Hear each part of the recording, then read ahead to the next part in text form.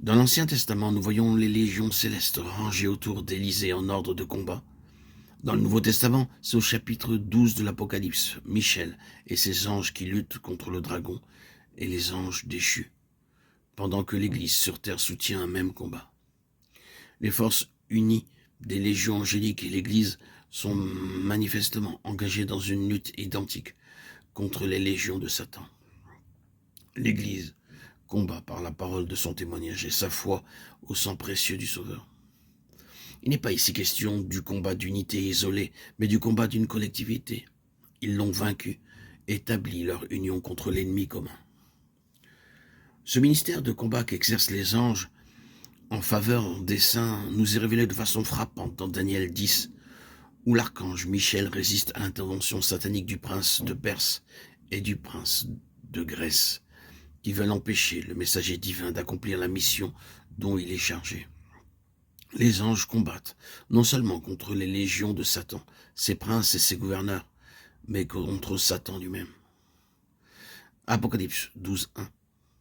À ses disciples qui s'apprêtent à combattre, le Seigneur dit qu'il pourrait prier son Père, lequel lui donnerait plus de 12 légions d'anges pour le protéger et le délivrer de l'heure et de la puissance des ténèbres. Matthieu 26:53. Toutefois, il choisit de soutenir seul son combat et n'accepte d'autre secours que celui de l'ange envoyé en Gethsémane pour le fortifier. Puisque la guerre de prière méthodique contre les forces des ténèbres est possible et qu'elle attrait la délivrance de l'Église et sa préparation en vue de ses destinées futures, elle doit être apprise, comprise, comme le sont aussi toutes les branches de connaissances que veulent s'approprier les hommes. Si nous assimilons la guerre de prière à celle que se livrent les nations entre elles, et que nous examinions comment se forment les armées,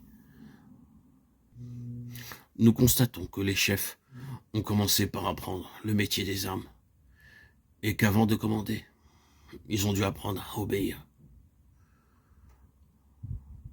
L'enfant de Dieu, lui aussi, doit apprendre le métier des armes spirituelles. Il doit apprendre le maniement de l'arme par excellence, la prière. Et pour cela, rien ne remplace l'exercice, c'est-à-dire la pratique. Il apprendra à surveiller l'ennemi, à prévoir, à déjouer, à surprendre l'adversaire. Il l'observera.